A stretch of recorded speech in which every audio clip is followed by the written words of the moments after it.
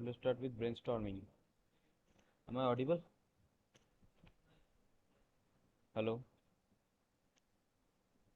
Yes, sir, audible. Okay. So let's start with brainstorming. Brainstorming में क्या है? देखो, brainstorming is a large or small group activity that encourages students to focus on a topic and contribute to the free flow of ideas. मतलब यहाँ पर idea generate करने के लिए कुछ मतलब encourage किया जाता है स्टूडेंट्स को। ठीक है। तो इसका कुछ फीचर्स है, और ये किसने इन्वेंट किया था या फिर किसने डिस्कवर किया था ये टेक्निक, तो उनका नाम बहुत ही इंपॉर्टेंट है, ये याद रखना। ये है एलेक्स ऑसबॉर्न। ठीक है। इस मतलब जो टाइम पीरियड है ये इतना इंपॉर्टेंट नहीं है, लेकिन एलेक्स ऑसबॉर्न ये बहुत इंपॉर्टेंट है इसका भी। और एक है मतलब टीचिंग मेथड्स में जो है ह्यूरिस्टिक मेथड बोल के मेथड है, वो हम बाद में पढ़ेंगे। तो वो उनका भी बहुत इंपॉर्टेंट है, ये ब्रेनस्टॉर्मिंग और ह्यूरिस्टिक का। ठीक है। फिर है discover new ideas through out and response very quickly. मतलब जो भी हो, कोई एक टॉपिक दिया गया है तो उनमें कुछ अच्छा बोलने की क्षमता या फिर कुछ आइडिया निकलने की क्षमता, इनको ही ब्रेनस्टॉर्मिंग बोलते हैं। इसका कुछ एडवांटेजेस है। Leads to a very animated and energising session. मतलब जो ऑब्वियसली नया नया आइडिया जिसमें आता है वो हमें सुनने को अच्छा ही लगता है, और कुछ चीज़ें ऐसा होता है जो हमारा मतलब इंटरेस्ट लेवल को एनहांस करता है। मान लो जो सब्जेक्ट में हमें इंटरेस्ट नहीं है उनमें भी थोड़ा ऐसा कुछ चीज़ें ला देता है ब्रेन में कि मोटिवेट कर देता है कि हम उन चीज़ को सीखें और अच्छे से। फिर आता है more reserve participation, feel free to contribute. मतलब सारे ही अपने ओर से अच्छे तरीके से कंट्रीब्यूट कर सकते हैं इन टेक्निक्स में। फिर disadvantage, it takes time, particularly it is a free large group. मतलब ये थोड़ा लार्ज ग्रुप होता है और अपना अपना ग्रुप मतलब सारे ही जैसे कि सारे को फ्रीडम होता है कि अपना आइडिया शेयर कर सके, तो इनमें क्या होता है, थोड़ा टाइम कंज्यूमिंग है। may consume a lot of materials, example flip chart, writing materials. मतलब जो टीचिंग एड होता है इनमें बहुत अच्छे से यूज़ होता है, तो इनका भी कॉस्टिंग वगैरह आ जाता है। फिर requires high level facilitation skills. मतलब जो जिस जो मतलब ऑब्जर्व करेगा और या फिर जो पार्टिसिपेट करेगा उनका स्किल का लेवल पर्टिकुलरली उस टॉपिक में या फिर उस एरिया में थोड़ा ज़्यादा होना चाहिए। फिर आता है रोल प्ले। रोल प्ले मतलब किसी का रोल निभाना, किसी का भूमिका निभाना किसी चीज़ में, या फिर प्ले एक्टिंग करना, इसको रोल प्ले बोलते हैं। Role play is a technique that allows students to explore realistic situations by interacting with other people in a managed way in order to develop experience and trial different strategies in a supported environment। मतलब particular किसी एक environment मतलब simulation create करके, जैसे कि जैसे कि मान लो माइक्रो टीचिंग, जैसे कि हमारा टीचिंग लेसन्स होता है ना, तो टीचिंग लेसन्स में टीचर मतलब हम लोग क्या करते हैं, as a student teacher act करते हैं। हम लोग तो है स्टूडेंट लेकिन एज ए टीचर एक्ट करते हैं। तो ये है रोल प्ले का सबसे अच्छा एग्जाम्पल हो गया। ठीक है ना। और जो सब्जेक्ट्स रहता है वो भी हमारे दोस्त या फिर हमारे क्लासमेट्स ही रहते हैं, फिर भी वो स्टूडेंट का रोल प्ले करते हैं। तो इनमें क्या होता है कि स्टूडेंट टीचर का जो इंटरेक्शन वगैरह है वो सब हम एक सिमुलेशन के थ्रू एक मतलब एक एनवायरनमेंट क्रिएट कर सकते हैं उनका, स्टूडेंट टीचर का जो रिलेशन। नेक्स्ट है एक्सप्लोरिंग, इसका characteristics, exploring and improving interviewing techniques and examining complexities potential conflict of the group. मतलब ग्रुप का जो पोटेंशियल वगैरह है तो वो हम एग्जामिन कर सकते हैं, जो स्टूडेंट ग्रुप का जो पोटेंशियल वगैरह है। और इंटरव्यूइंग टेक्निक मतलब जो टेक्निक्स वगैरह यूज़ कर रहा है उनको भी हम एग्जामिन कर सकते हैं। फिर होता है to consolidate different lessons in one setting. मतलब डिफरेंट टाइप का लेसन हम इसमें फिट बैठा सकते हैं। गुड एनर्जाइजर मतलब थोड़ा एनर्जी वाला काम है, और क्या करता है स्टूडेंट में थोड़ा जान डाल देते हैं, स्टूडेंट में थोड़ा जान डाल देता है। फिर आता है promotes empathy on trainings for other situation. Promotes empathy for of trainings for other situation. मतलब जो सिंपैथी और एम्पैथी में डिफरेंस क्या पता है आपको?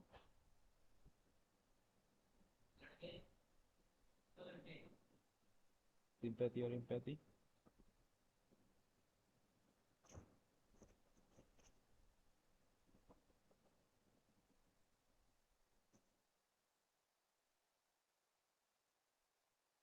तो मैं बाद में बोलो, तो मैं बाद में करूँगा, थोड़ा रख दोगे। तो बाद में समझ।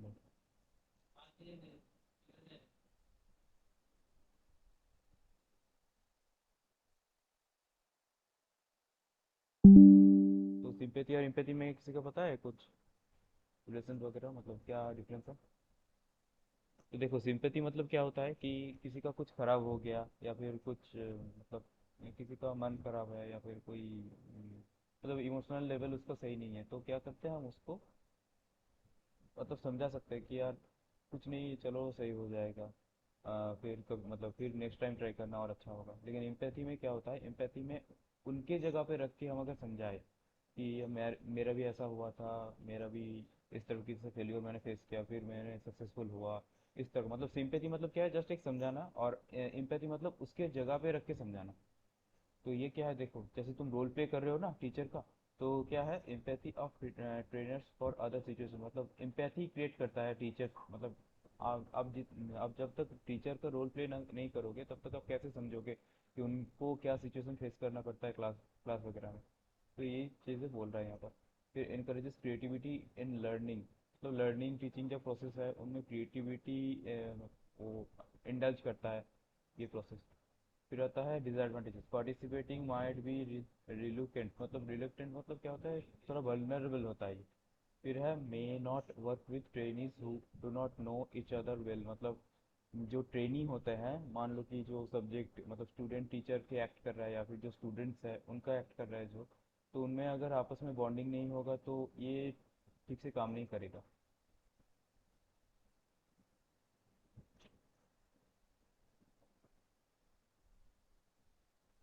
नेक्स्ट है इंक्वायरिंग बेस्ड टीचिंग। देखो, इंक्वायरिंग बेस्ड टीचिंग मतलब इंक्वायरी करना किसी भी चीज़ के बारे में। तो ये है प्रॉब्लम बेस्ड टीचिंग। मतलब प्रॉब्लम जो आ रहा है उनका इंक्वायरी करना, सॉल्व करना। Put students inquiry at the centre of curriculum, curriculum का भी पार्ट ये बन सकता है। और ये टीचर्स गोल, टीचर का गोल क्या गोल रहेगा इसमें, to let students generate their own questions. मतलब प्रोबिंग, कल जो मैंने बताया था कि वर्ड प्रोबिंग, तो प्रोबिंग को प्रमोट करता है ये। Teachers provoke students thinking curiosity to plan questions, मतलब इनमें भी ब्रेनस्टॉर्मिंग का पार्ट आ जाता है। ठीक है? फिर इनका देखो एक साइकिल है, दिख रहा है ना साइकिल? तो इनमें क्या है, पहले आस्क, स्टूडेंट्स आस्क करते हैं क्वेश्चन। फिर क्या करता है, इन्वेस्टिगेट करता है, मतलब स्टूडेंट के मन में जो क्वेश्चन आया किसी भी टॉपिक के बारे में, वो क्या करता है, टीचर को आस्क करते हैं। फिर उसको इन्वेस्टिगेट करता है स्टूडेंट ही खुद ही, ठीक है।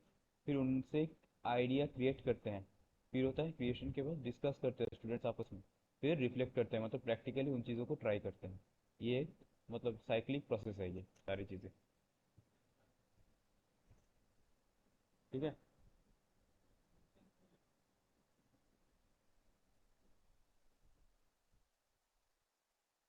समझ में आया ना ये?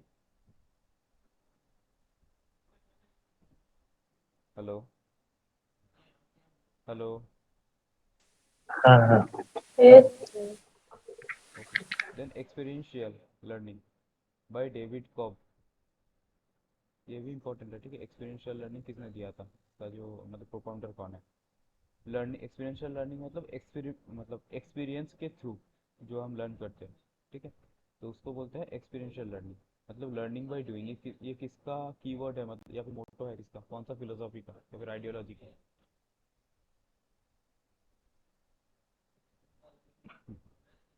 फिजिकल एजुकेशन में तो सबसे ज़्यादा यूज़ होता है ये। प्रैग्मेटिज्म। Yes, pragmatism. तो ये भी वही चीज़ है, एक्सपीरियंशियल जो है, मतलब किसी चीज़ को करते करते आप सीखो, एक्सपीरियंस के थ्रू सीखो। फिर आता है रिफ्लेक्टिंग ऑन एक्सपीरियंस, मतलब एक्सपीरियंस वही बातें हैं। फिर नॉट लिमिटिंग टू लेबोरेटरीज, मतलब लेबोरेटरीज तक सीमित नहीं है, इसको प्रैक्टिकली, मतलब हमारा जो है मतलब फिजिकल एजुकेशन के थ्रू सेंस में हम अगर समझे तो फील्ड एक्सपीरियंस भी बहुत ज़्यादा इंपॉर्टेंट होता है हर चीज़ में। Education occurs as direct participation in the event of life, मतलब जो लाइफ का कुछ इवेंट्स है वो इस लर्निंग में बहुत काम की चीज़ होता है।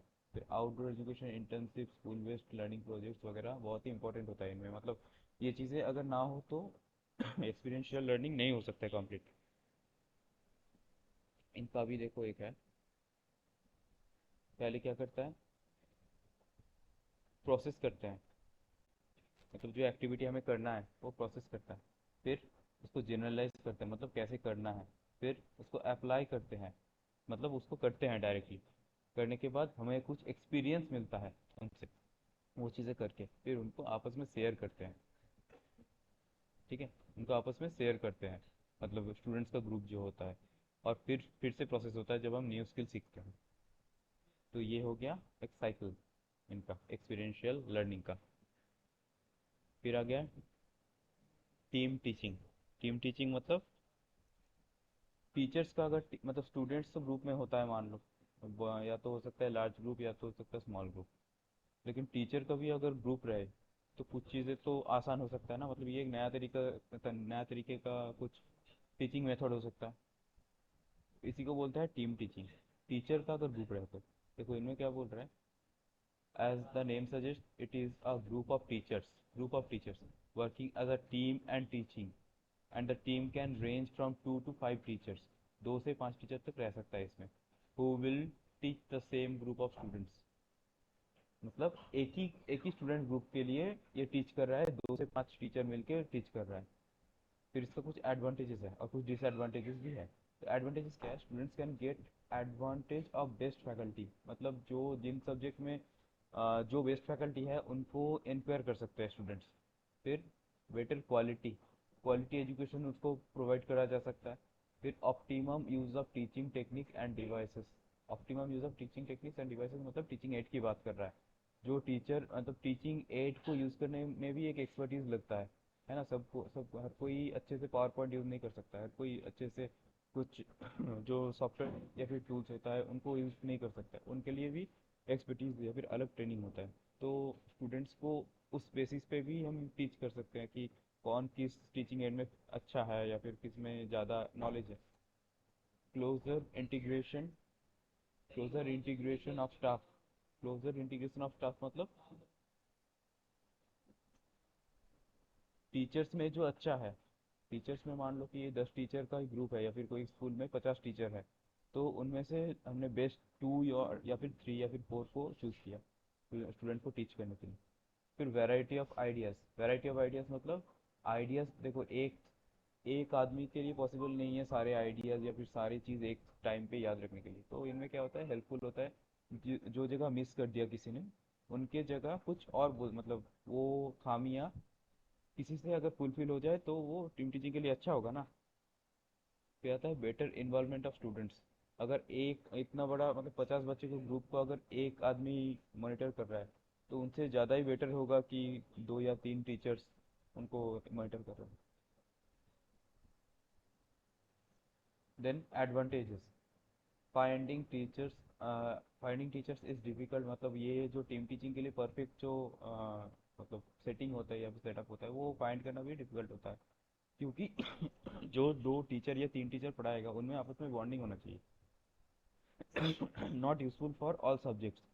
सब हर सब्जेक्ट के लिए तो ये यूजफुल नहीं होगा ना, क्योंकि देखो ये सब चीज़ें किन सब्जेक्ट के लिए होता है, जो चीज़ें थियोरिटिकल में मतलब थियोरिटिकल हो ज़्यादा, ना कि प्रैक्टिकल ओरिएंटेड, या फिर जो साइंस के बेसिस पे अगर बात करें तो जो एब्स्ट्रैक्ट साइंस होता है उनमें ज़्यादा कारगर होता है ये, ना कि कंक्रीट साइंस में। Then requires much time in planning and scheduling. Teachers का मतलब आपस में बनना टाइम का, फिर उनको प्रॉपरली प्लान करना एग्जीक्यूट करना, ये सब में टाइम तो लगेगा। फिर इंटीग्रेशन प्रॉब्लम, वही इंटीग्रेशन प्रॉब्लम मैंने पहले ही बता दिया कि वो टीचर्स का आपस में अगर नहीं मतलब बॉन्डिंग अच्छा नहीं है, कोहेसन अच्छा नहीं है, तो ये काम नहीं करेगा ये चीज़। ना ये क्वेश्चन ट्राई करें।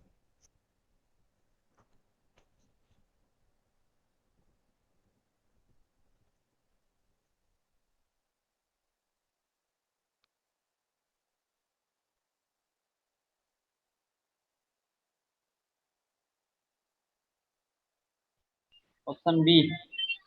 ओके, और कोई?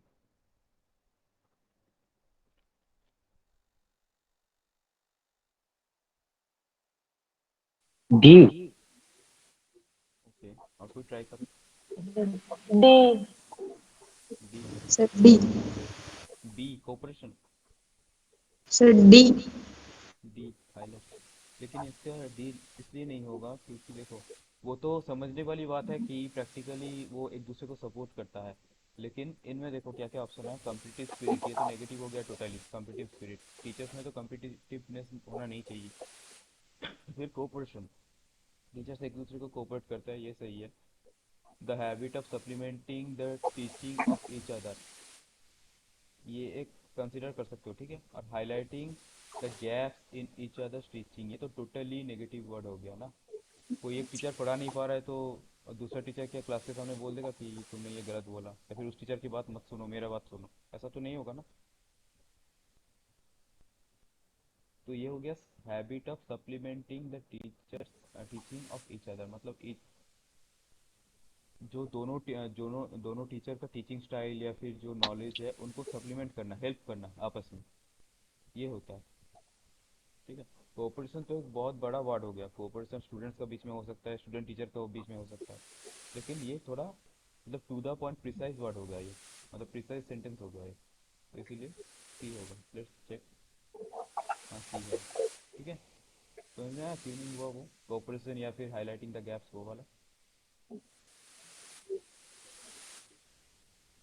Hello.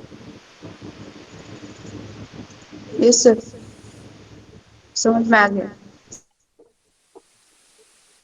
Then laboratory method, laboratory method में कुछ नहीं है, प्रैक्टिकल ओरिएंटेड चीज़ें इनमें सिखाया जाता है और लैब यूज़ किया जाता है एक्सपेरिमेंटेशन के लिए। जितना भी एक्सपेरिमेंट्स होता है उनके लिए लैब यूज़ किया जाता है इनमें, ठीक है। तो it is a planned learning activity dealing with original or raw data in the solution of problem, कोई भी प्रॉब्लम को फाइंड करने के लिए लेबोरेटरी टीचिंग मेथड यूज़ किया जाता है। Is a procedure involving first hand experience, मतलब कुछ कुछ करके सीखने के लिए लेबोरेटरी एस्टैब्लिश किया जाता है, laboratory.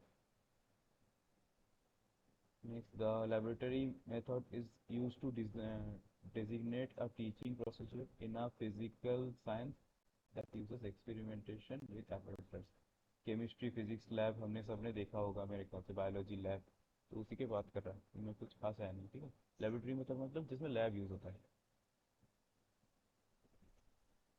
The aim of laboratory method to give first hand experience, मतलब हैंड टू हैंड एक्सपीरियंस देना। फिर to provide students participation in original research, मतलब जो रिसर्च वर्क होता है उनमें स्टूडेंट्स का पार्टिसिपेशन इंक्रीज करना। To develop skill in the use of laboratory equipment and instrument, laboratory का जो टूल्स वगैरह होता है, हमने देखा सबने टाइट्रेशन वगैरह करके, किसी का अगर पीसीएम था 12 में तो टाइट्रेशन वगैरह में क्या दिखता था कि वो कैसे उसको यूज़ बेस को यूज़ करना है, या फिर जो इंडिकेटर था उसको कैसे यूज़ करना है, उनको कैसे हम सीख सकते थे लेबोरेटरी में जाके ही ना, उसको यूज़ करके सीख सकते हैं, बिना यूज़ करे उसको मतलब थ्योरी पढ़ के तो नहीं सीख सकते। फिर आता है to make use of the power of observation and reasoning, वो रीजनिंग एबिलिटी इसलिए बढ़ाता है क्योंकि हमें करते करते समझ में आ जाता है कि इसलिए मैंने ये मेरा ये गलती हो गया, ये इन जगहों को मुझे रेक्टिफाई करना है, तो इसीलिए ऑब्जर्वेशन एंड रीजनिंग का एबिलिटी बढ़ाता है। To make use of reality to make learning easier and permanent, तो जो Edgar Dale's cone of experience था ना, Edgar Dale's cone of experience, Yes, yes. हाँ उनमें क्या था कि अगर आप किसी चीज़ को करोगे तो कितना याद रहेगा आपको, 90%। Okay, 90%. हाँ, तो यही चीज़ें बोल रहा है कि to make use of reality to make learning easier and permanent, मतलब परमानेंट लर्निंग के लिए यूज़ होता है। To build scientific attitude in the students, मतलब जो लॉजिकल एटीट्यूड होता है वो यूज़ करते हैं, मतलब वो डेवलप होता है, सॉरी यूज़ नहीं डेवलप होता है। फिर आता है पैनल डिस्कशन। पैनल डिस्कशन मतलब टीवी में हम लोग देखते हैं ना कि चार पांच आदमी को बिठा के कुछ एक पर्टिकुलर टॉपिक में बात करता है, तो उसको बोलते हैं panel discussion. Panel discussion or simply a panel involves a group of people gathered to discuss a topic in front of the audience. ठीक है, typically at scientific, business or academic conferences, fan conventions and on television shows, मतलब वही television वगैरह में जो या फिर news channel में जो होता है तीन चार लोगों को बैठा कर जो डिस्कशन वगैरह होता है वही पैनल डिस्कशन। अब प्रोजेक्ट मेथड मतलब वही प्रोजेक्ट के थ्रू, ये तो पढ़े हम कि प्रोजेक्ट के थ्रू कुछ सीखना है फिर करना, तो ये भी लर्निंग बाय डूइंग प्रिंसिपल पे ही बेस्ड है। नेक्स्ट केस स्टडी मतलब किसी एक चीज़ के बारे में, मान लो कि history of physical education in pre independence era. तो history of physical education pre independence era मतलब क्या है, इंडिपेंडेंस के पहले का फिजिकल एजुकेशन का हिस्ट्री क्या था इंडिया में। तो इनके बारे में इन डिटेल जब हम कुछ इंक्वायरी करते हैं या फिर कुछ रिसर्चेस करते हैं तो उनको बोलते हैं केस स्टडी। मतलब इन डिटेल्ड एक कंसेप्ट बनाना या फिर एक रिपोर्ट बनाना, इसको बोलते हैं केस स्टडी। ये है एक्टिव लर्निंग का पार्ट, ना कि पैसिव। पैसिव मतलब जिनमें स्टूडेंट का रोल कम, टीचर का रोल ज़्यादा। और लेकिन ये क्या है, स्टूडेंट का रोल ज़्यादा है इनमें। क्रिएटिव थिंकिंग इज एनकरेज्ड, मतलब वो पर्टिकुलरली उसी टॉपिक में क्रिएटिव थिंकिंग एनकरेज करता है। Students think beyond their knowledge. क्यों? क्योंकि वो आपस में इंटर कनेक्ट करने की कोशिश करता है दो या तीन टॉपिक को। तो क्या है, वो पर्टिकुलरली उसी टॉपिक, मतलब आप किसी एक चीज़ के बारे में केस स्टडी करने के लिए बोलोगे तो वो उसी चीज़ में लिमिटेड नहीं रहेगा। वो खोजते खोजते और भी चीज़ें उसको पता चलेगा और आपस में इंटरकनेक्ट या फिर इंटरलिंक करने की कोशिश करेगा वो। Now the heuristic method. Heuristic method का किसने डिस्कवर किया वो बहुत इंपॉर्टेंट है, ठीक है। इसका है आर्मस्ट्रॉन्ग। किसी जो मतलब इन्वेंटर का नाम है आर्मस्ट्रॉन्ग, ओके। तो heuristic method the word means to discover, मतलब किसी चीज़ को खोज करना। In this method the students be put in the place of an independent discoverer. मतलब उसको पूरी तरीके से आज़ादी दिया जाता है कि कुछ चीज़ें खोज के लाओ, मतलब कुछ एक टॉपिक के ऊपर, ऐसे कि नहीं कि कुछ भी। मान लो कि बायोलॉजी का कोई सेशन चल रहा है तो उनमें टीचर ने बोला कि कोई एक पर्टिकुलर किसी एक पेड़ का पत्ते का उनका मतलब जो उनका मान लो कि उन वो या फिर जो फूल होता है वो आपस में कम्युनिकेट कैसे करता है, फूल से फल कैसे बनता है, तो उन चीज़ों को डिस्कवर करना। मान लो कि वो डिस्कवर हो चुका है लेकिन स्टूडेंट के लिए वो नया होगा शायद तब के लिए, तो उतना नॉलेज नहीं है कि उनको पता है, तो वो क्या है, कुछ मेथड्स यूज़ करके या फिर ये ह्यूरिस्टिक मेथड यूज़ करके वो डिस्कवर करता है। The teacher sets a problem for the students and then asks them to discover the answer। मतलब वही मैंने जो एग्जांपल दिया, students find out the solution by experiments, group discussion और any other means। मतलब वो ग्रुप डिस्कशन वगैरह use करते हैं इस मतलब ह्यूरिस्टिक मेथड के under. Now Meta heuristic. Meta मतलब क्या है, देखो ह्यूरिस्टिक मतलब डिस्कवर करना, मेटा मतलब पर्टिकुलरली ये मेटा, मेटा वर्ड का मतलब क्या है।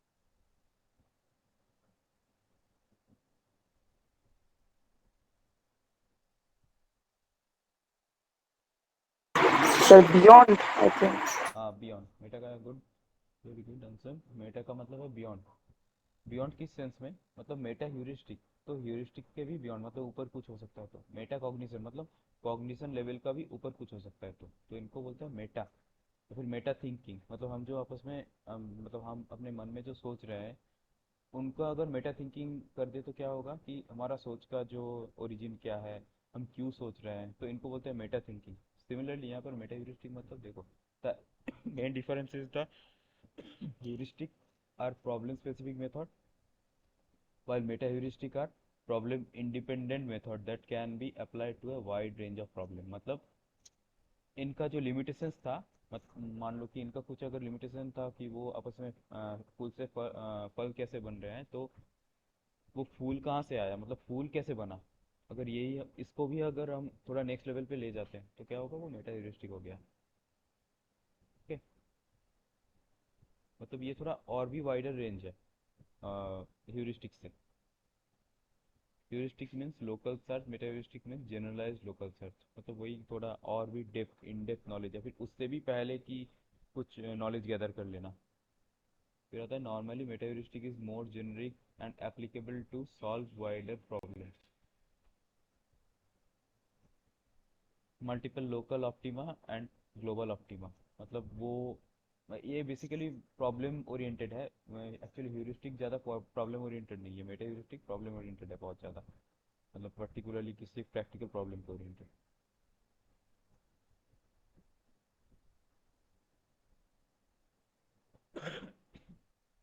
Now the properties that characterize most meta heuristics। तो क्या बोल रहा है, meta heuristics are strategies that guides the research process. Research process को गाइड करता है। रिसर्च का एक मेथड होता है, हमें पता है कि मतलब स्टेप बाय स्टेप कुछ कुछ मेथड्स होता है, तो उनको गाइड करता है meta heuristic. The goal is to efficiently explore the search space in order to find near optimal solution. मतलब सॉल्यूशन ओरिएंटेड चीज़ें है ये। लेकिन आ, अगर ह्यूरिस्टिक की बात करें तो वो क्या है, थोड़ा नॉलेज बेस्ड है वो उतना सॉल्यूशन बेस्ड नहीं है, लेकिन मेटा ह्यूरिस्टिक थोड़ा ज़्यादा सॉल्यूशन बेस्ड है। Techniques which constitute meta-heuristic algorithm ranges from simple local search procedure to complex learning process। मतलब पहले heuristic फिर meta-heuristic ऐसे बात कर रहा है। ठीक है, एल्गोरिदम मतलब क्या है, तुमको पता है एल्गोरिदम मतलब?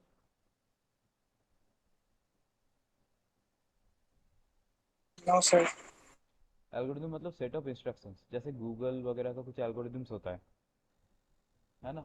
यूट्यूब का एल्गोरिदम होता है, मतलब सेट ऑफ इंस्ट्रक्शंस जो कि ऑटोमेटिकली वो जनरेट करता है और काम करता है।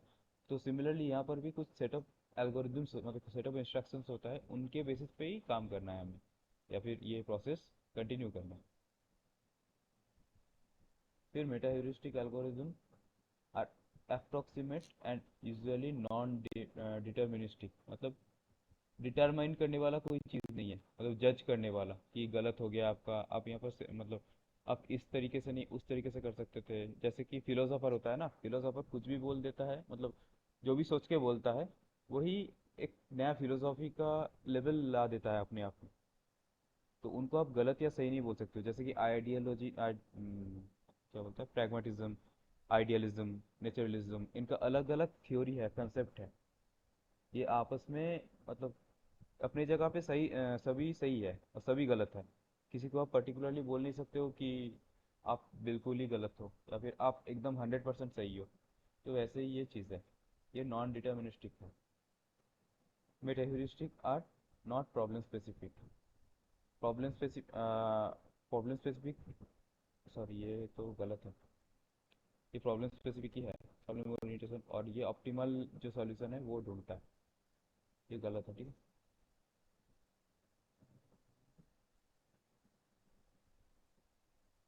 ये ह्यूरिस्टिक होता है, मतलब ह्यूरिस्टिक प्रॉब्लम स्पेसिफिक नहीं है, ऐसा होता है। फिर आता है माइक्रो टीचिंग। माइक्रो टीचिंग मतलब अभी बताया मैं ना, मैंने लेसन प्लान वाला एग्जांपल, वो माइक्रो टीचिंग का Short एग्जांपल होता है। कोई कुछ बोल, रुद्रो कुछ बोल रहे थे शायद। term, मतलब शॉर्ट टाइम टीचिंग स्टूडेंट भी। हाँ, मतलब वो सिमुलेशन क्रिएट करके, वो एनवायरनमेंट क्रिएट करके जो हम टीचिंग करते हैं, मतलब टीचिंग का प्रैक्टिस करते हैं, उसको बोलते हैं माइक्रो टीचिंग। ये किसने मतलब ये टर्म किसने दिया है, ड्वाइट एलन। इंपॉर्टेंट है, ठीक है, ड्वाइट एलन, ये आ चुका है एग्जाम में। किसने माइक्रो टीचिंग वर्ड इंट्रोड्यूस किया? देखो, टीचर ट्रेनिंग टेक्निक, ये एक टीचर ट्रेनिंग टेक्निक है obviously, focus on developing teacher skill.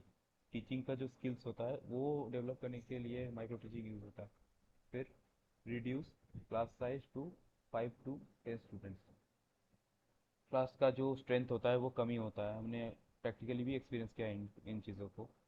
फिर टॉपिक स्टार्ट आर स्मॉल, मतलब कोई एक पर्टिकुलर एक मतलब स्पेसिफिक टॉपिक को लेकर ही बात करते हैं, ना कि पूरी सब्जेक्ट को लेकर। हमने वो भी प्रैक्टिस किया, ऐसा classroom teaching, classroom teaching practice किया ना हमने। Yes, sir. तो उनमें क्या यस होता यस। है, आपको बोला जाता था पर्टिकुलरली एक टॉपिक के ऊपर करने से, मतलब करने के लिए। मान लो कि ना कि पूरा मार्शल कॉन्ट्रैक्शन, मार्शल कॉन्ट्रैक्शन ऐसा तो नहीं बोला जाता था, बोला जाता था कि स्लाइडिंग फिलामेंट थ्योरी, मान लो ऐसे। मसल कॉन्ट्रैक्शन में बहुत सारी चीज़ें आ जाता है, उनका ट्वीचेस आ जाता है, उनका जो रेसिप्रोकल इनर्वेशन इनिवेशन, और भी कितनी सारी चीज़ें आ जाते हैं, बायोमेकेनिक्स किनेसियोलॉजी के पार्ट, और बायोमेडिकल बायो फिजिक्स का भी पार्ट आ जाता है कुछ कुछ। तो उन चीज़ों को अगर कवर करें तो क्या होगा, आपका जो टीचिंग स्किल है वो फोकस मतलब टीचिंग स्किल फोकस में कम रहेगा, और आपका जो याद रखने का जो क्षमता है वो फोकस में ज़्यादा आ जाएगा। तो याद रखने की क्षमता को बढ़ाने के लिए तो बहुत सारी टेक्निक्स वगैरह है, लेकिन हमारा क्या है, मेन ऑब्जेक्टिव टीचिंग को एम्फसाइज करना, टीचिंग टेक्निक को। तो उसके लिए स्मॉल या फिर पर्टिकुलर एक टॉपिक टॉपिक को लेकर जाना है हमें। इंडिविजुअलाइज ट्रेनिंग स्किल, टीचर तो एक ही होता है और हर एक को अपनी जगह पे आना होता है, फिर अपने लेसन देना पड़ता है, तो वही बोल रहा है individual training skill. Feedback for training performance, feedback available होता है यहाँ पर। और effective device to prepare competent teachers, मतलब डिवाइस मतलब यहाँ पर डिवाइस या फिर डिवाइस मतलब वो नहीं कि कोई भी इलेक्ट्रॉनिक गैजेट, ऐसा नहीं है। डिवाइस मतलब ये माइक्रो टीचिंग का जो मेथड है उसको डिवाइस बोल रहे हैं यहाँ पर। कॉम्पिटेंट टीचर्स मतलब परफेक्ट टीचर्स, जैसा जैसा हमारा सोसाइटी में होना चाहिए, या फिर हमारा नेक्स्ट जनरेशन को टीच करने के लिए जैसे होना चाहिए, उसी को बोलते हैं competent teachers. Learners are provided by immediate knowledge of the correctness of responses, मतलब हम बाय पार्ट सिखाते हैं, फिर होल में होल पार्ट करते हैं, फिर जो जो प्रोसेस है माइक्रो टीचिंग का तो वो करते हैं। बीच में क्या होता है, हम करेक्शन भी करते हैं स्टूडेंट्स का। और टीचर्स इसीलिए करेक्शन को ज़्यादा ध्यान देते हैं, क्योंकि देखना करेक्शन के ऊपर भी नंबर रहता है। क्यों? क्योंकि आपको मतलब जो करेक्ट करने का जो एबिलिटी है उनको, मतलब स्टूडेंट्स को रेक्टिफाई करने का जो एबिलिटी है वो बढ़ जाता है। Clear?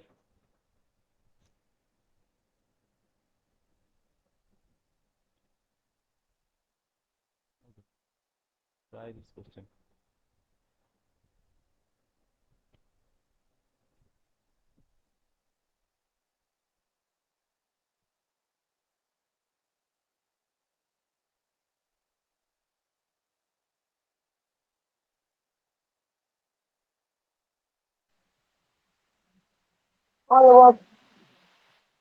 All the above. D. Let's see.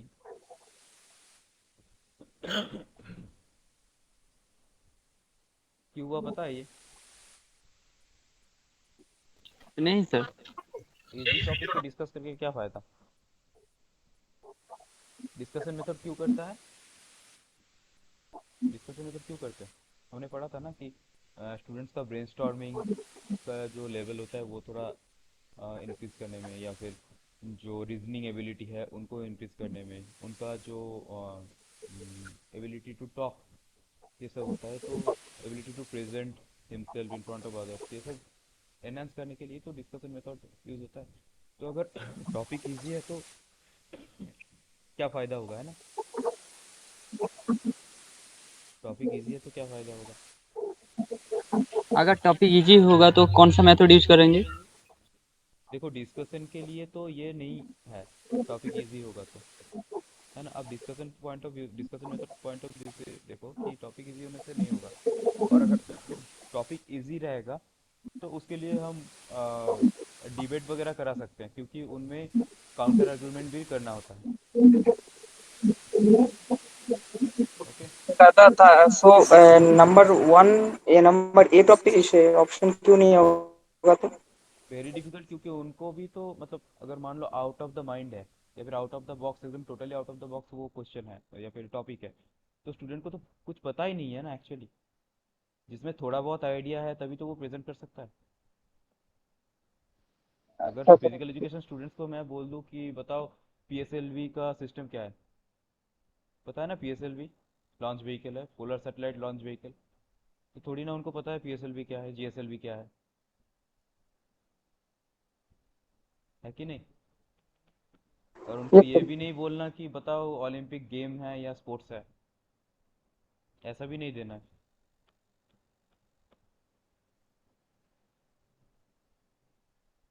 समझ रहे हो? तो दोनों ही इनफेक्टिव है।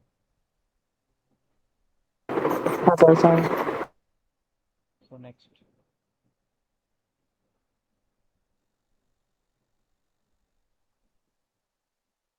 ये नहीं है टीम टीचिंग। अच्छा ये तो हो गया।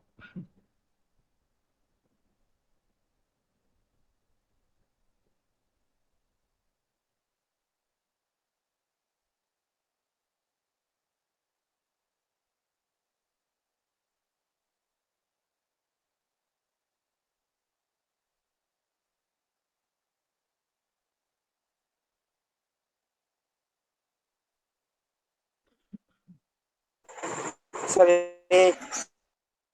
Okay, one being team teaching. Okay,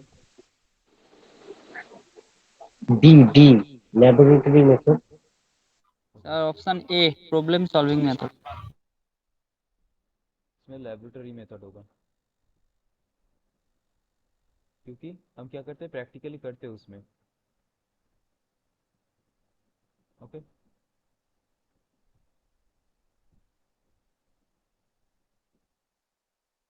कोई क्वेरी है? Sir problem sir problem solving भी तो प्रैक्टिकल फील्ड में भी हो सकता है ना। हाँ, ये भी हो सकता है कि, क्योंकि देखो लेबोरेटरी क्या है, वो और स्पेसिफिकली वर्ड दे दिया है। यही थोड़ा बहुत चीज़ें समझना है हमें, टीचिंग एप्टीट्यूड और वो एक टॉपिक है कम्युनिकेशन। इनमें इन्हीं में ये सब चीज़ें आता है, मतलब ये थोड़ा मतलब छोटा मोटा कन्फ्यूज़न वाला चीज़ें आता है। ओके, और ये भी समझना है कि किस बेसिस पे, मतलब आंसर क्या चाह रहा है एनटीए, ये भी समझना है आपको।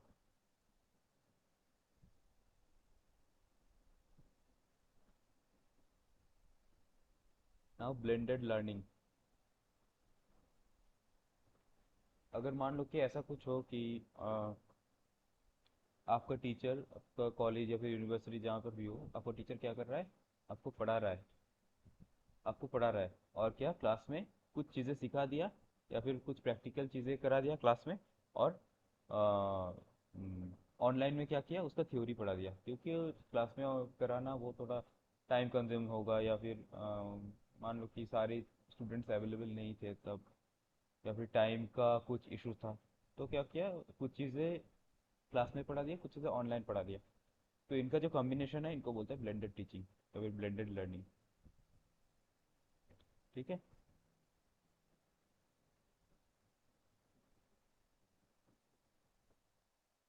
देखो, इसको हाइब्रिड टीचिंग मेथोडोलॉजी बोलते हैं। हाइब्रिड मतलब जिसमें कॉम्बिनेशन हो, नया मेथड और कॉम्बिनेशन हो जिसमें, तो हाइब्रिड टीचिंग मेथड बोलते हैं इसको। 37।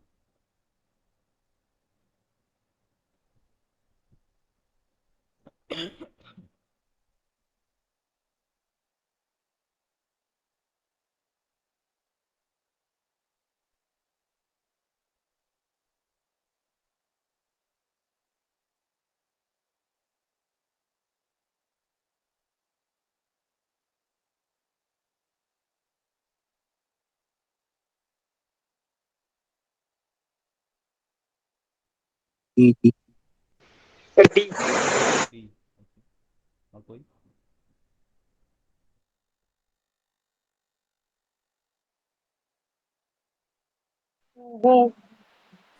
जी A, सर। ए, तो डी ही होगा। D, all of them. सारी चीज़ें तो फिट बैठ रहा है ना इसको, देखो।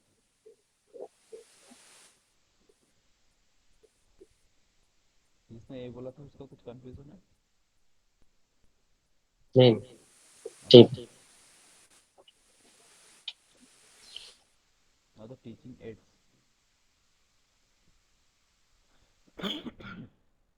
अब प्रोजेक्टेड एड है टीचिंग एड का, अंदर projected aid, non projected aid और एक्टिविटी एड। प्रोजेक्टेड मतलब जो शो करा सकते हैं हम, प्रोजेक्ट करा सकते हैं उनके सामने। देखो जैसे फिल्म है, फिल्म प्रोजेक्टर है, फिल्म स्ट्रिप्स है, फिर स्लाइड्स वगैरह है, ऐसा। ओ एच पी है, ओ एच पी मतलब ओवर हेड प्रोजेक्टर, जैसे क्लासरूम में अभी लगा रहता है ना, अभी अपना इंस्टीट्यूट में मतलब हर जगह पे देख सकते हो ओवर हेड प्रोजेक्टर। फिर television, LCD projector, DPL projector, ऐसा जो आप प्रोजेक्ट कर सकते हो स्टूडेंट के सामने, वो हो गया प्रोजेक्टेड एड। फिर नॉन प्रोजेक्टेड, इनमें ग्राफिकल आता है, फिर डिस्प्ले आता है, 3D एड आता है, ऑडियो एड आता है। ग्राफिक मतलब ग्राफ्स, चार्ट, डायग्राम, मैप, या फिर कुछ चार्ट बना के ले गया, टाइमलाइन कुछ लिख के ले गए आप, तो ये होता है ग्राफिक एड। मतलब ड्रॉ करने वाला चीज़, सिंपली ड्रॉ करके आप जो दिखा सकते हो। फिर डिस्प्ले बोर्ड, ब्लैक बोर्ड, वो ब्लैक बोर्ड वगैरह जो मैग्नेटिक बोर्ड होता है, फिर अभी स्मार्ट बोर्ड आ गया, वाइट बोर्ड आ गया, वो सब चीज़ें डिस्प्ले बोर्ड है। फिर 3D एड में मॉडल्स, ऑब्जेक्ट्स, फिर डायग्राम वगैरह, पपेट।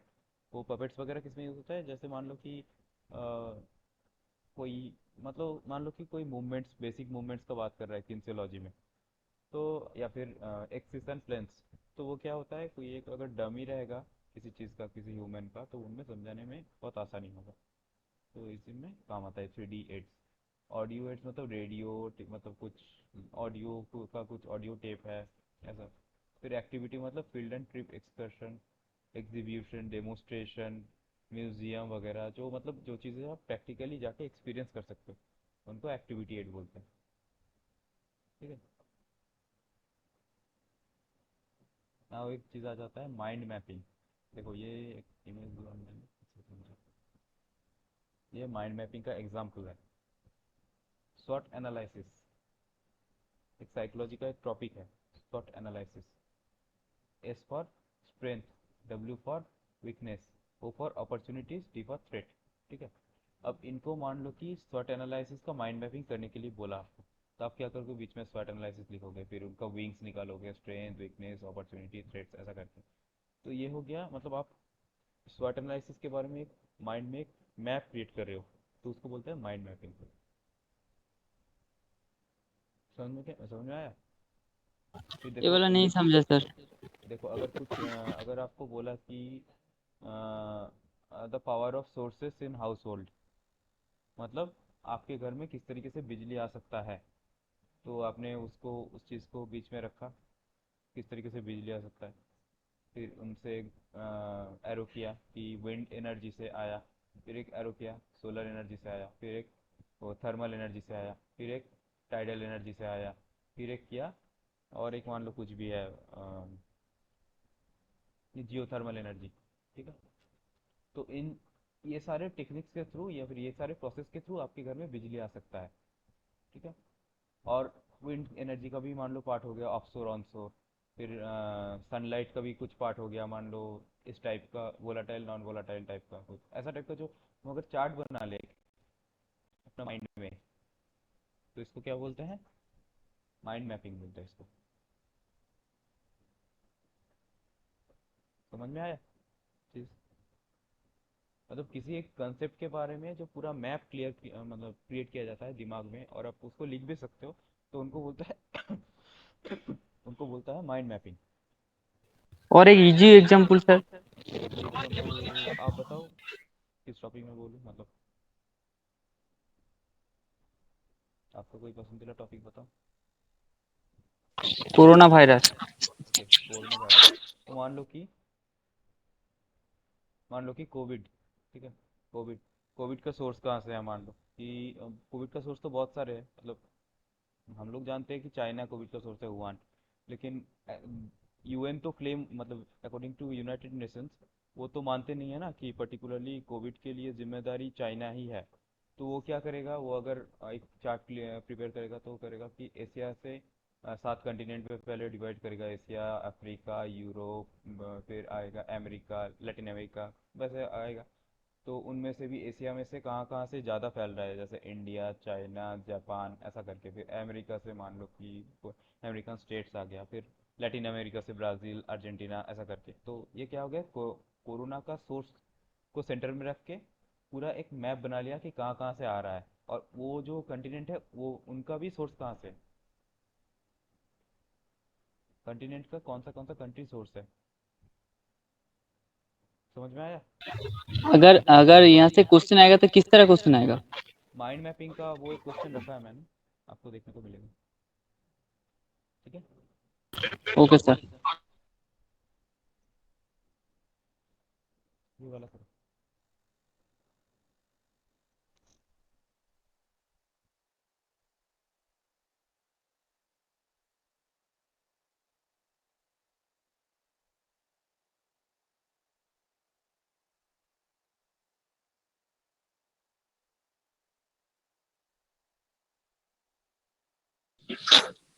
ए। ओके। ये और कोई? ये ओके, ये ए ही है। ठीक है। नेक्स्ट।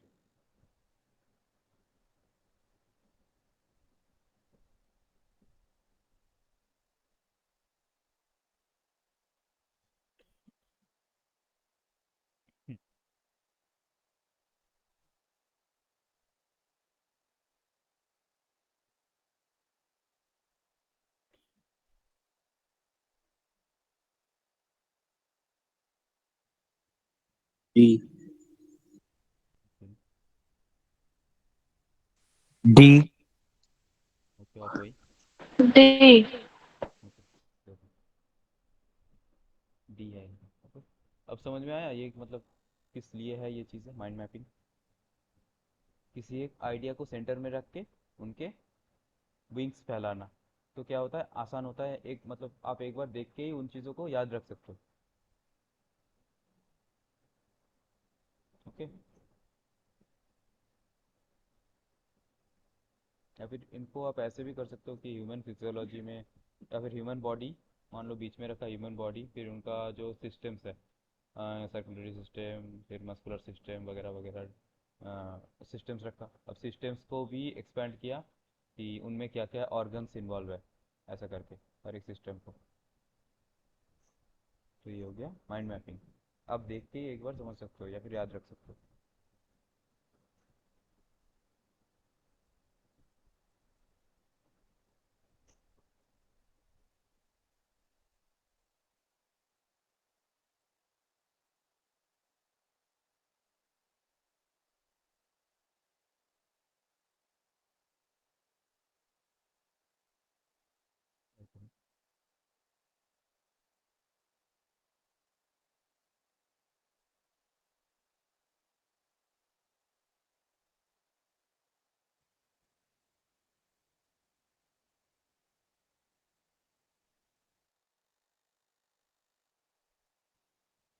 D.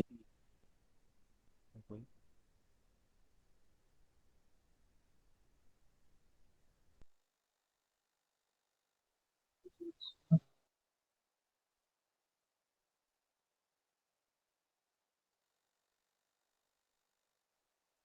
और कोई? इसका बी नहीं है, नहीं नॉन बी वर्बल। होगा। वर्बल मतलब क्या है, जो मुंह से कुछ वर्ड्स या फिर एक्शंस निकलते हैं उनको बोलते हैं वर्बल। नॉन वर्बल मतलब एटीट्यूड, एक्शंस, जेस्चर, ये सब हो जाता है नॉन वर्बल। कोई कोई इशारा वगैरह करना, इसको नॉन वर्बल बोलते हैं।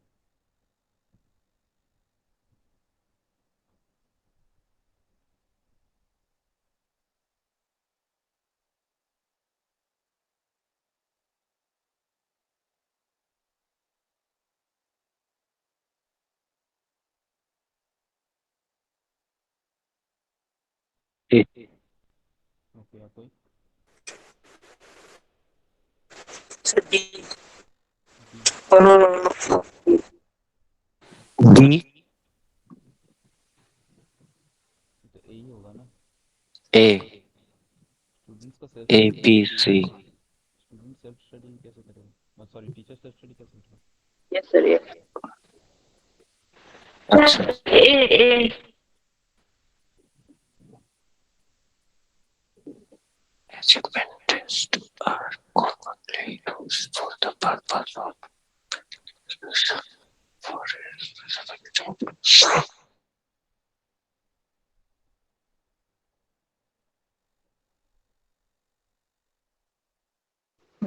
Sir B. ओके, और कोई? C C. Let's check. इसका डी है, achievement test. D D. C C. Next. हाँ हाँ D हो गया। नेक्स्ट।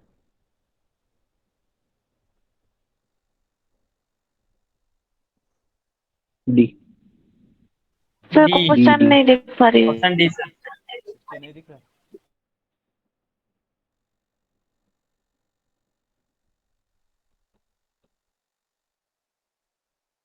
तो डी होगा, ठीक है। बाकी सारे तो देखो नेगेटिव नेगेटिव है। गिव्स यूजफुल इन्फॉर्मेशन, ये तो सही था फिर भी। Explain concept of concepts and principle, ये भी सही था थोड़ा, लेकिन ये सबसे डी। अच्छा है। और ये तो एकदम नेगेटिव है, ये वाला।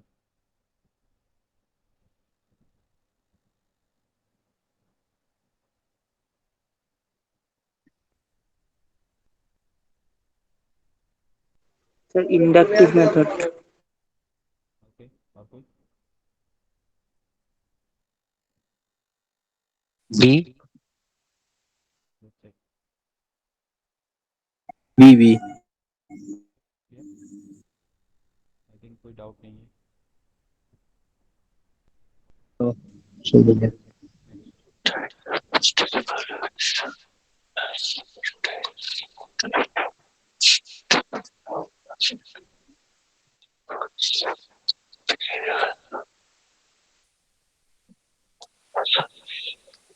D D. माइक को म्यूट करके पढ़ो नो ना। No no, sorry, C C degree achievement of the instruction of the end of course.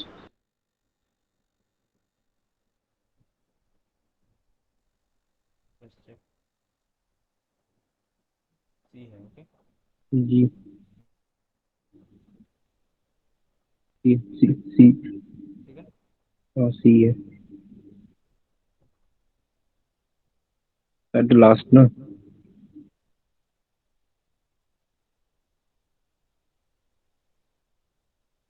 Instructional aids मतलब teaching aids. C C clarify this one. Next one.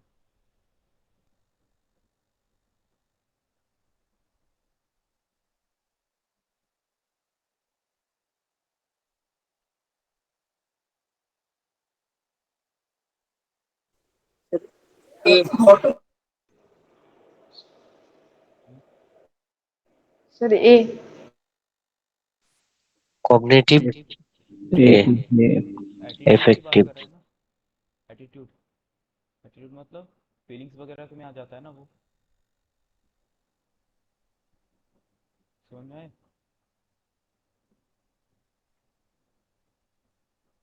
कोई problem है इसमें?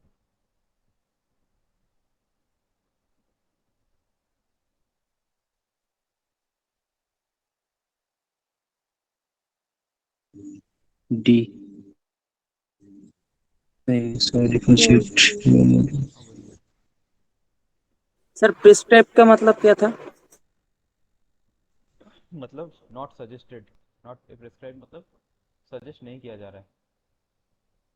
Differentiation मतलब क्या है? स्टूडेंट्स को आपस में बांट देना उनके लेवल के हिसाब से, उनके मान लो कि yes socio sir. Economic background के हिसाब से, इसको बोलते हैं डिफरेंशिएशन।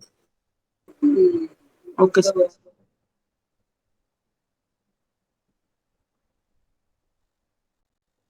अब देखो गैग्नेस हायरार्की ऑफ लर्निंग। जो रॉबर्ट गैग्ने नाम के एक साइकोलॉजिस्ट थे, उन्होंने क्या किया था, एक हायरार्की निकाला था। ये हायरार्की ऊपर से नीचे से ऊपर जाता है, नीचे से ऊपर जाता है, ठीक है, ऐसे करके।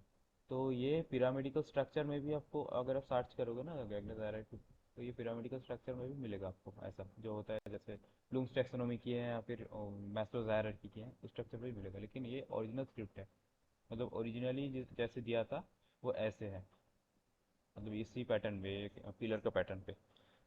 तो पहले क्या आ रहा है, सिग्नल लर्निंग। सिग्नल लर्निंग मतलब ये पैवलोव का एक थ्योरी था ना, क्लासिकल कंडीशनिंग थ्योरी।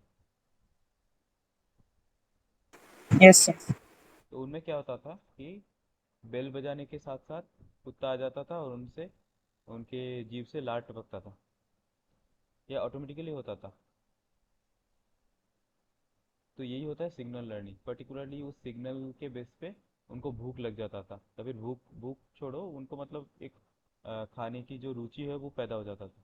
तो ये होता है सिग्नल लर्निंग। फिर उसके बाद आता है स्टिमुलस रिस्पॉन्स। मतलब ये भी एक था, बी एफ स्किनर का है रीइंफोर्समेंट, बी एफ स्किनर का ऑपरेंट कंडीशनिंग थ्योरी में था शायद वो। तो क्या था उनमें कि एक चूहा को लेकर एक्सपेरिमेंट किया था। तो अगर दो बटन्स था, तो जो सही वाला बटन है उनको अगर प्रेस करता था वो चूहा, तो क्या होता था, कुछ खाना वगैरह निकलता था। तो उनसे क्या होता था कि वो इंस्पायर, मतलब चूहा समझ समझ गया था कि ये वाला बटन दबाने से मुझे खाना मिलेगा और दूसरे वाले दबाने से कुछ नहीं मिलेगा। तो क्या हो गया, उनको एक रीइंफोर्स किया या फिर उसको रिवार्ड दिया। या फिर मान लो कि किसी एक काम को, मतलब आपने किसी अच्छे कोई अच्छा एग्जाम वगैरह क्रैक क्रैक किया हो, तो क्या किया गवर्नमेंट ने आपको, या फिर आपका पेरेंट्स आपको क्या दिया, लैपटॉप वगैरह दिया, मोबाइल लैपटॉप। तो क्या किया, रीइंफोर्स किया आपको, उनको करने के लिए तो एक रिवार्ड मिला। तो ये होता है स्टिमुलस रिस्पॉन्स। ठीक है, पहले सिग्नल आ गया फिर स्टिमुलस रिस्पॉन्स, मतलब जैसे आपका स्टिमुलस होगा वैसे आपको रिस्पॉन्स भी मिलेगा। आपने अच्छा किया तो अच्छा आपको रिवॉर्ड मिलेगा, अगर खराब चीज़ें किए तो पनिशमेंट मिलेगा आपको।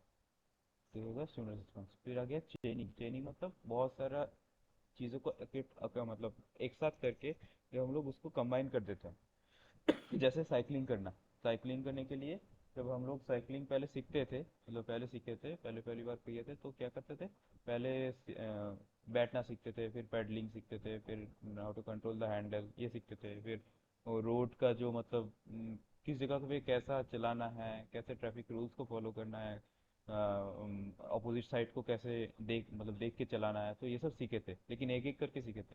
लेकिन अब हम लोगों को क्या वो अलग से मतलब ध्यान रख के करना पड़ता है, वो ऑटोमेटाइजेशन हो गया ना हमारे अंदर।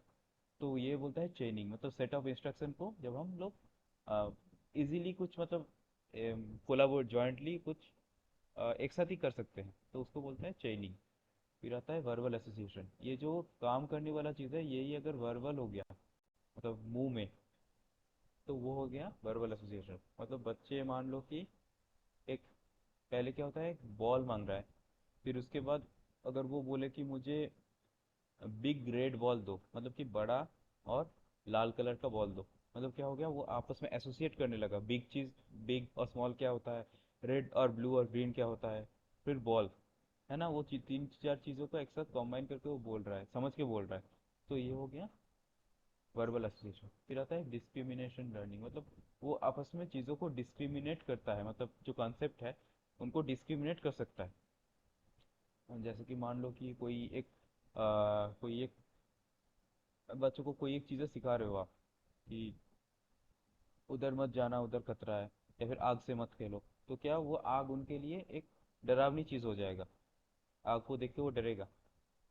तो ये हो गया क्या, डिस्क्रिमिनेट कर सकता है वो आग को, मतलब आग अच्छा चीज़ है कि बुरा चीज़ है, तो इसको होता है डिस्क्रिमिनेट। फिर आता है कंसेप्ट लर्निंग। कंसेप्ट मतलब प्रॉपर एक पर्टिकुलर किसी कंसेप्ट के बारे में जानना या फिर जानकारी लेना। फिर आता है रूल लर्निंग। रूल लर्निंग मतलब कंसेप्ट को ही अगर आप थोड़ा ऊपर लेवल पे ले जाओ तो उसको बोलते हैं रूल लर्निंग। मतलब जो सेट ऑफ इंस्ट्रक्शंस है उनके बेसिस पे अगर कोई कंसेप्ट को अगर सीख रहे हो, कंसेप्ट को आपस में मैच कर रहे हो या फिर रिलेट कर रहे हो एक कंसेप्ट से दूसरे कंसेप्ट को, उनको बोलते हैं रूल लर्निंग। फिर आता है प्रॉब्लम सॉल्विंग। ये सबसे टॉप वाला ऑर्डर है, इसको बोलते हैं मतलब ये क्या होता है वो, जब अगर अब ये सब चीज़ें सीख के जब आप क्या करते हो, इन चीज़ पे जाते हो, तो उसको बोलते हैं प्रॉब्लम सॉल्व। मतलब कोई भी चीज़ को कोई भी प्रॉब्लम को सॉल्व करना अपने आप से, सारी चीज़ें समझ के। तो ये हो गया गैगनेस हायरार्की ऑफ लर्निंग। ठीक है, ये सीक्वेंस याद रखना है आपको। ओके।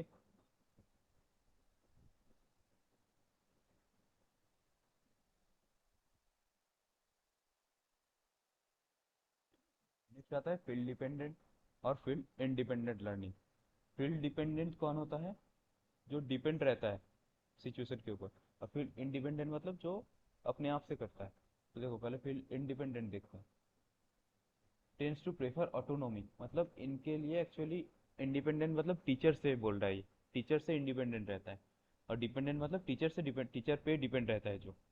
तो टेंस टू प्रेफर ऑटोनोमी मतलब ये सेल्फ स्टडी ज़्यादा पसंद करता है, ना कि ये टीचर का गाइडेंस ज़्यादा पसंद करता है। ठीक है, तो like direction of your own learning, मतलब अपने तरीके से पढ़ता है ये, टीचर के तरीके से नहीं। ठीक है। Best teaching style instructions whose teaching style is not too structured and which allows students several options, मतलब जिसका टीचिंग स्टाइल उतना स्ट्रक्चर्ड नहीं है। ठीक है। And which allows student several option, मतलब सेवरल ऑप्शन जो प्रोवाइड करता है, मतलब सेवरल ऑप्शन इनमें आता है क्योंकि वो अपने ओर से कर रहा है अपने तरीके से। फिर आता है पोटेंशियल पिटफॉल, मतलब इसको कुछ लूज पॉइंट भी है, जैसे कि doing everything your own way can cost you incomplete और इनकरेक्ट असाइनमेंट। मतलब जब हम कुछ गाइडेंस नहीं लेते हैं तो वो क्या गलत तरीके की ओर भी हम जाते हैं कभी कभी।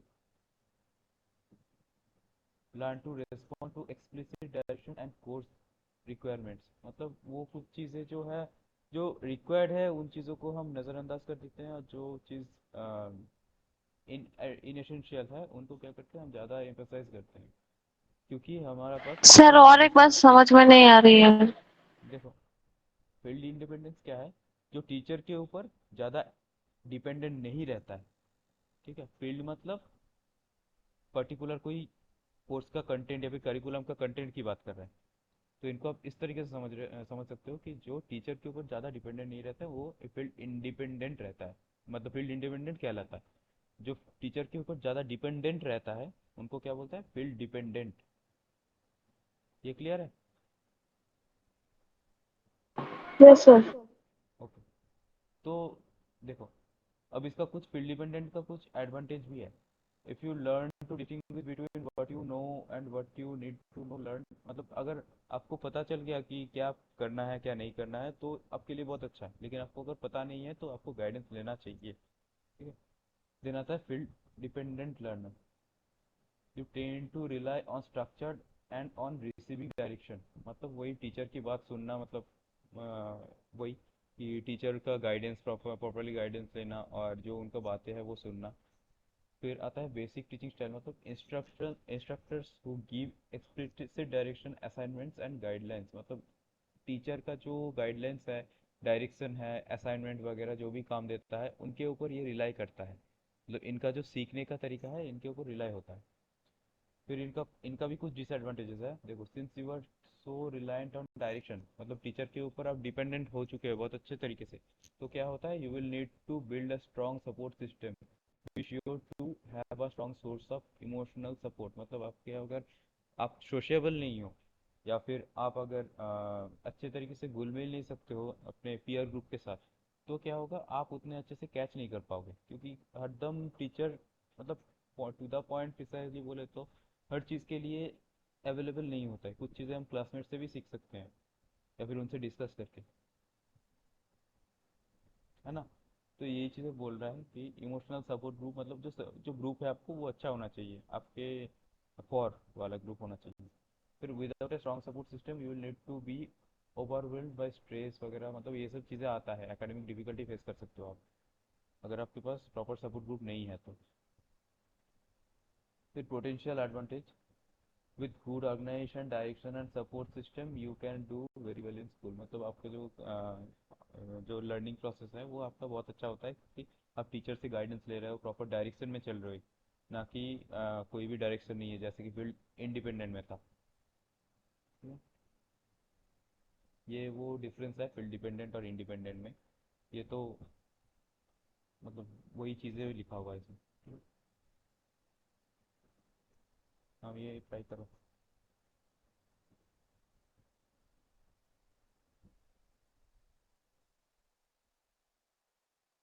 The questions नहीं देखे।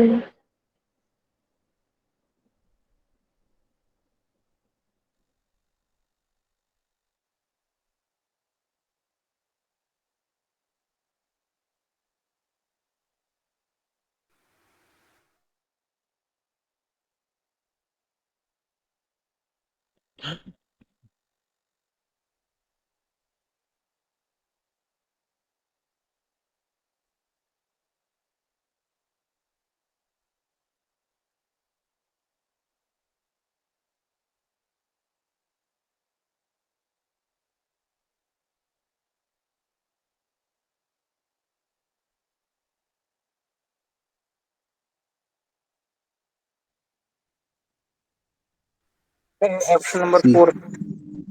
ये ध्यान रखना, इंडिपेंडेंट की बात कर रहा है, ठीक है, ये इंडिपेंडेंट की सी बात सी कर रहा है। ओके। और कोई?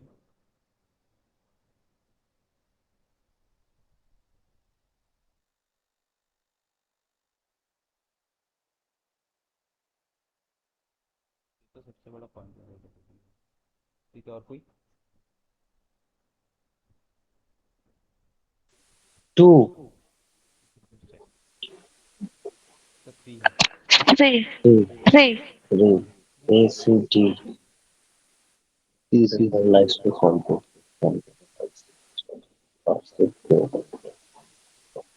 कोई डाउट है? नेक्स्ट चलते हैं। अब यह डिपेंडेंट, यह डिपेंडेंट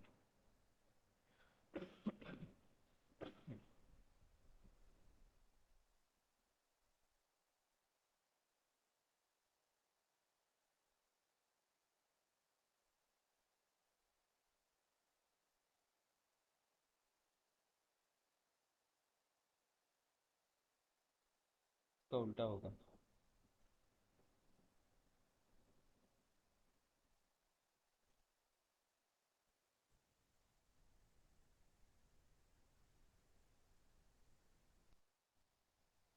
टू। बी। ए। और कोई?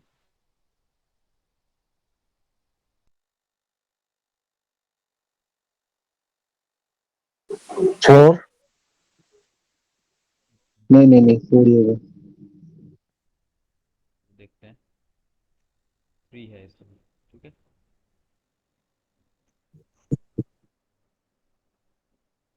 ठीक है। फाइव और सिक्स होगा।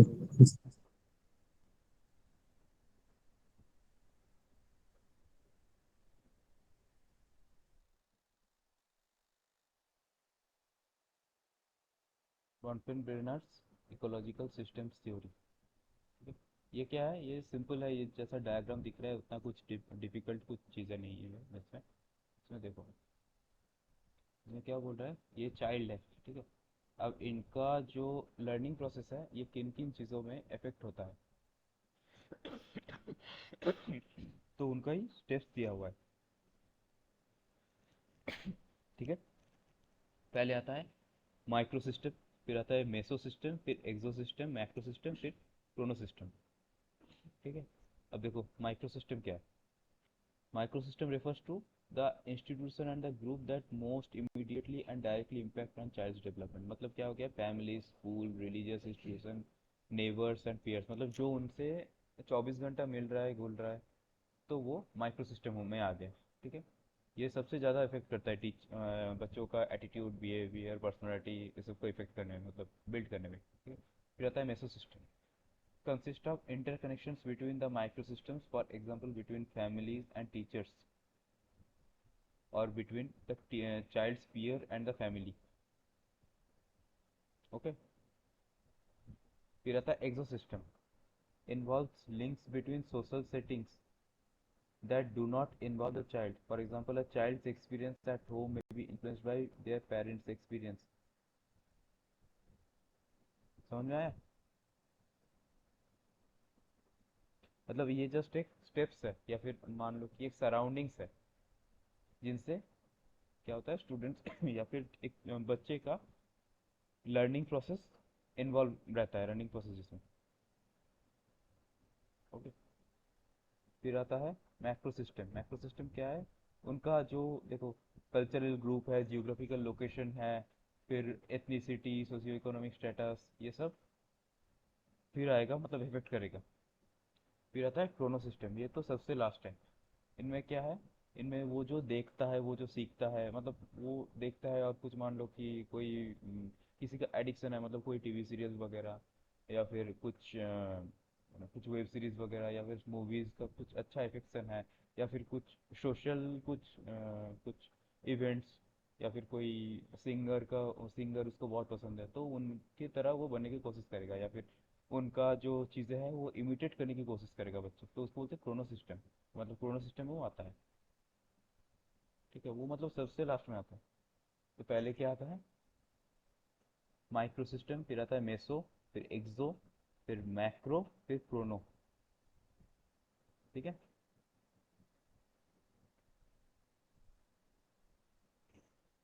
Now single loop and double loop learning.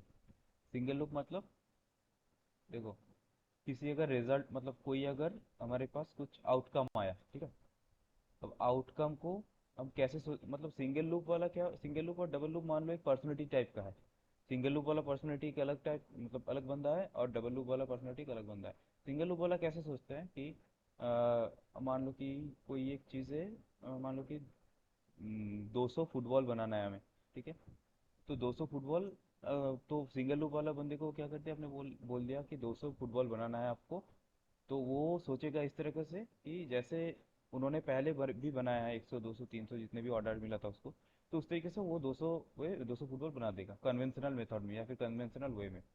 लेकिन डबल लूप वाला क्या करेगा कि सोचेगा कि मैं 200 का, मतलब जो रिसोर्सेस है, मनी रिसोर्सेस यूज करके मैं कैसे 300 बना सकता हूँ इसको। या फिर 200 का जो क्वालिटी है उनको कैसे मैं और भी इम्प्रूव करके थोड़ा अच्छे बेहतर तरीके के मैं बना सकता हूँ प्रोडक्ट। तो डिफरेंस क्या है कि जो सिंगल लूप वाला है वो कन्वेंशनल वे में सोचता है, कन्वेंशनल वे में करता है। Hello hello. Sir, you are Yes, audible. sir. Okay. So क्या करता है वो कन्वेंशनल वे में करता है सारी चीज़ें, लेकिन डबल लूप वाला क्या करता है कन्वेंशनल वे में करता नहीं है। वो क्या करता है, वो थोड़ा ऊपर मतलब बियॉन्ड जाके थोड़ा सोचता है चीज़ें और कुछ एक्शंस दिखाता है उनके बेस पे। ठीक है, ये कंसेप्ट क्लियर हुआ सिंगल लूप और डबल लूप लर्निंग क्या है। एक को बोल दीजिए। आवाज़ कट रहा है आपका। रिपीट करिए, रिपीट मतलब। ओके, देखो जैसे कि ये है सिंगल लूप वाला, रिजल्ट व्हाट वी गेट से आता है व्हाट वी डू, मतलब जो सिंपली वो करता है वही आता है सिंगल लूप में। ठीक है, और अगर व्हाट वाई वी डू मतलब ये चीज़ें क्यों करना है, मतलब जो चीज़ें जो काम दिया गया है वो क्यों करना है, कैसे करे या फिर और भी अच्छे से कैसे करे, वो सब चीज़ें आता है डबल लूप में। समझ में आया। हाँ। Okay.